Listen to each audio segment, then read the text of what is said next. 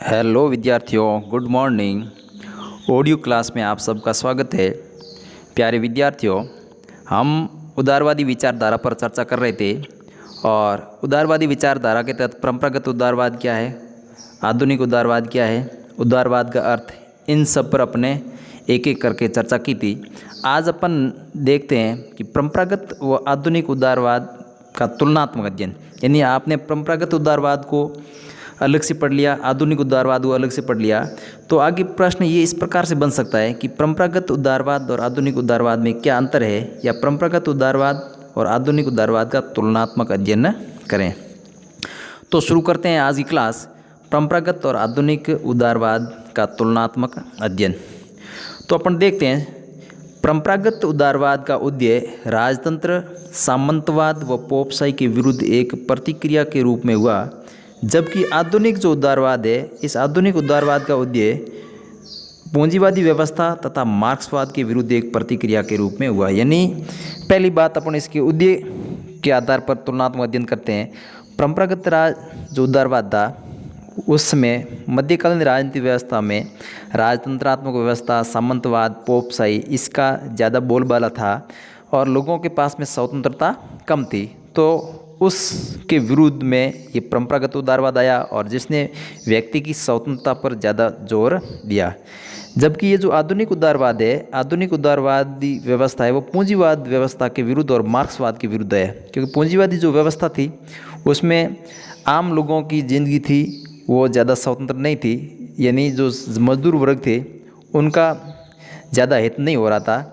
और उसके साथ साथ में जो मार्क्सवाद आया, मार्क्सवाद ने मजदूर वर्गों के हितों का पक्ष लिया। तो जो परंपरागत उदारवाद था वो धीरे धीरे अप्रासंगिक होता जा रहा था। तो उस परंपरागत उदारवादी जो व्यवस्था थी उसमें सुधार किया गया। तो ये था पहला अंतर, यानी परंपरागत उदारवाद सामंतवाद और राजतंत्र के विरुद्ध आया, और जबकि आधुनिक जो उदारवाद है वो पूंजीवादी व्यवस्था और मार्क्सवाद के विरुद्ध आया। चलते हैं अगले पॉइंट की तरफ। दूसरा जो पॉइंट है, परंपरागत उदारवाद राज्य को एक आवश्यक बुराई मानता है तथा राज्य के हस्तक्षेपवादी स्वरूप को मानता है, जबकि आधुनिक जो उदारवाद है वो राज्य को आवश्यक बुराई नहीं मानता है और राज्य को एक नैतिक और कल्याणकारी संस्था मानता है। यानी कि ये जो परंपरागत उदारवाद और जो आधुनिक उदारवाद है, राज्य के स्वरूप के बारे में क्या इनका विचार है। तो परंपरागत उदारवादी तो राज्य को आवश्यक बुराई मानते हैं। इसके विपरीत यदि अपन बात करें आधुनिक उदारवाद की, तो आधुनिक उदारवाद है वो राज्य को आवश्यक बुराई नहीं मानते। आधुनिक उदारवादी ये कहते हैं कि राज्य एक नैतिक और कल्याणकारी संस्था है। राज्य है वो व्यक्ति के विकास में महत्वपूर्ण भूमिका निभाता है, इसलिए राज्य आवश्यक बुराई नहीं है। आगे बढ़ते हैं तीसरे पॉइंट की तरफ। परंपरागत उदारवादी व्यक्ति की असीमित स्वतंत्रता का समर्थन करते हैं, जबकि आधुनिक उदारवादी है व्यक्ति की स्वतंत्रता पर सामाजिक और राज्य हित में प्रतिबंधों को आवश्यक मानते हैं। यानी कि इसको अपन आसान भाषा में शब्द है तो परंपरागत उदारवादी ये कहते हैं कि व्यक्ति है, व्यक्ति अपने विवेक का मालिक होता है, व्यक्ति के पास विवेक होता है, इसलिए व्यक्ति को असीमित स्वतंत्रता प्रदान कर दी जानी चाहिए, जिससे वो अपने व्यक्तित्व का सही तरीके से विकास कर सकता है। इसके विपरीत आधुनिक उदारवादियों का ये मानना है कि जब यदि व्यक्तियों को असीमित स्वतंत्रता प्रदान कर दी जाएगी तो सामाजिक जो व्यवस्था है वो अराजकतापूर्ण हो जाएगी, समाज में मत्स्य न्याय की स्थिति उत्पन्न हो जाएगी, क्योंकि जो शक्तिशाली है वो स्वतंत्रता का प्रयोग करेगा और जो शक्तिशाली नहीं है, निर्बल वर्ग है, वो स्वतंत्रता से वंचित रह जाएगा। इसलिए स्वतंत्रता पर सीमित प्रतिबंध होना आवश्यक है। यानी यदि इस व्यक्ति की असीमित या स्वतंत्रता से सामाजिक और राज्य व्यवस्था प्रभावित होती है तो व्यक्ति की स्वतंत्रता पर सामाजिक हित में और राज्य के हित में प्रतिबंध लगाए जा सकते हैं। तो ये अपना तीसरा बिंदु था। परंपरागत उदारवादी असीमित स्वतंत्रता का समर्थन करते हैं, जबकि आधुनिक जो उदारवादी है वो राज्य हित में स्वतंत्रता पर प्रतिबंध लगाना आवश्यक मानते हैं। यानी औचित्यपूर्ण प्रतिबंधों का जो समर्थन करते हैं वो आधुनिक उदारवादी है और असीमित स्वतंत्रता का समर्थन करने वाले वो परंपरागत उदारवादी है। चलते हैं अगले पॉइंट की तरफ। चौथा पॉइंट अपने हैं कि परंपरागत उदारवादी व्यक्ति के अधिकारों को प्राकृतिक अधिकार मानते हैं।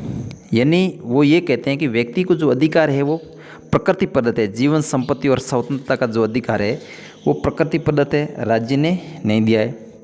इसके विपरीत आधुनिक उदारवादी ये मानते हैं व्यक्ति को जो ये अधिकार मिले हैं ये अधिकार राज्य के द्वारा प्रदत्त है। यानी परंपरागत उदारवादी अधिकारों के संबंध में उनका विचार ये है कि वो प्रकृति प्रदत्त है, जबकि आधुनिक उदारवादी मानते हैं कि ये जो अधिकार है वो राज्य द्वारा प्रदत्त है। तो ये हो गया अधिकारों के बाद दोनों की तुलना। आगे बढ़ते हैं, पांचवा बिंदु अपने हैं परंपरागत उदारवादी सामाजिक व आर्थिक क्षेत्र में राज्य की न्यूनतम भूमिका को स्वीकार करते हैं। सामाजिक और आर्थिक क्षेत्र है, इस क्षेत्र में राज्य की क्या भूमिका होनी चाहिए, इस पर परंपरागत उदारवादी ये कहते हैं कि राज्य की न्यूनतम, राज्य है वो सामाजिक व्यवस्था और आर्थिक व्यवस्था में कम से कम हस्तक्षेप करेगा। और जबकि आधुनिक उदारवादी ये मानते हैं कि सामाजिक और आर्थिक क्षेत्र में राज्य की भूमिका व्यापक होनी चाहिए। बिल्कुल दोनों का उल्ट है। वो कह रहे हैं कि राज्य की न्यूनतम भूमिका होनी चाहिए, क्योंकि जितनी राज्य की भूमिका कम रहेगी उतनी ही व्यक्ति की स्वतंत्रता अधिक बढ़ेगी। आधुनिक उदारवादी ये कहते हैं कि राज्य की भूमिका व्यापक होनी चाहिए, क्योंकि राज्य ही सामाजिक व्यवस्था में जो अव्यवस्था है, सामाजिक कुरीतियाँ हैं, उनको हल कर सकता है। आर्थिक क्षेत्र में सभी के साथ में समानता का व्यवहार कर सकता है। तो जैसा कि परंपरागत उदारवादी मानते थे, उसके विपरीत आधुनिक उदारवादी ये कहते हैं कि सामाजिक और आर्थिक क्षेत्र में राज्य की महत्वपूर्ण भूमिका होनी चाहिए, राज्य की सक्रिय भूमिका होनी आवश्यक है। तो ये अपना पांचवा बिंदु हो गया जिस पर अपन चर्चा की कि आर्थिक सामाजिक व्यवस्था और आर्थिक व्यवस्था में राज्य की भूमिका होनी चाहिए या फिर नहीं होनी चाहिए। तो परंपरागत उदारवादी कह रहे हैं कि सामाजिक और आर्थिक क्षेत्र में राज्य की कम भूमिका होनी चाहिए या न्यूनतम भूमिका होनी चाहिए, जबकि आधुनिक उदारवादी ये मानते हैं कि सामाजिक और आर्थिक क्षेत्र में राज्य की जो भूमिका है वो व्यापक होनी चाहिए, यानी सक्रिय भूमिका होनी चाहिए। बढ़ते हैं अगले बिंदु की तरफ।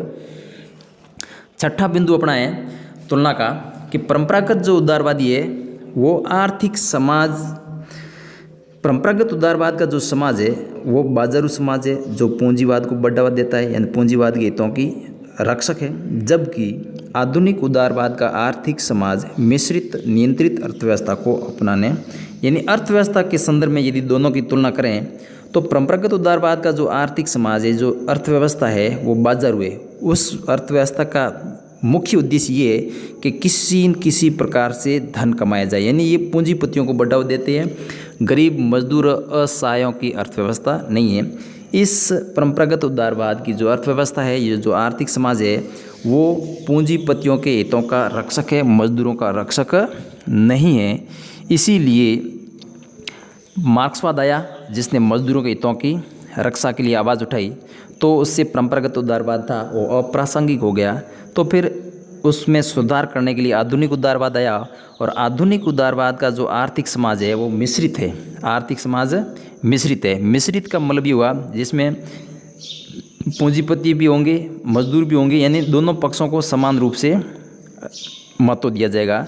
तो आधुनिक उदारवाद का जो आर्थिक समाज है वो मिश्रित व नियंत्रित अर्थव्यवस्था, यानी सामान्य तौर पर इस बिंदु को अपन बात करें तो आर्थिक समाज है वो परंपरागत उदारवाद का आर्थिक समाज है वो पूंजीपतियों का संरक्षक है, जबकि आधुनिक उदारवाद का जो आर्थिक समाज है वो मिश्रित अर्थव्यवस्था पर बल देती है और राज्य की नियंत्रित अर्थव्यवस्था पर बल देती है। आगे बढ़ते हैं सातवें बिंदु की तरफ। सातवां बिंदु अपना ये है कि परंपरागत उदारवाद निजी संपत्ति का समर्थन करता है, जिससे ये पूंजीवाद का पर्याय बन गया है, जबकि आधुनिक उदारवाद निजी संपत्ति पर अंकुश लगाता है और पूंजीपतियों पर कर की वकालत करता है। कहना के मतलब ये जो सातवां बिंदु है ये अपनी तुलना है संपत्ति के आधार पर, यानी निजी संपत्ति का समर्थन कौन सा उदारवाद कर रहा है और कौन सा नहीं। तो परंपरागत उदारवाद है वो निजी संपत्ति का समर्थन करता है, जबकि आधुनिक उदारवाद निजी संपत्ति पर अंकुश लगाता है। कहने का मतलब निजी संपत्ति हो तो सकती है लेकिन अनियंत्रित निजी संपत्ति नहीं होनी चाहिए। ऐसा नहीं होना चाहिए कि आर्थिक असमानता ज़्यादा से ज़्यादा बढ़े। और आधुनिक उदारवाद ये भी कहता है कि जिसके पास में पूंजी ज़्यादा है उस पर कर लगाया जाए और उस कर का उपयोग है वो गरीब असहाय मजदूरों के हित में या समाज के हित में किया जाना चाहिए। तो ये था निजी संपत्ति के संबंध में परंपरागत उदारवाद क्या कहता है और आधुनिक उदारवाद क्या कहता है। अब अपन बढ़ते हैं अगले और अंतिम बिंदु की तरफ कि परंपरागत उदारवाद और आधुनिक उदारवाद। परंपरागत उदारवाद को मानने वाले जो विचारक हैं, तो परंपरागत उदारवादी कौन से हैं और आधुनिक उदारवादी कौन से हैं, तो ये अलग से 1 नंबर का प्रश्न भी आ सकता है, इसलिए अपने इसको 8 बिंदु में रख लिया है। जॉन लॉक, जिसको उदारवाद का जनक भी कहते हैं, John Locke, Adam Smith, Bentham, ये परंपरागत उदारवादी है।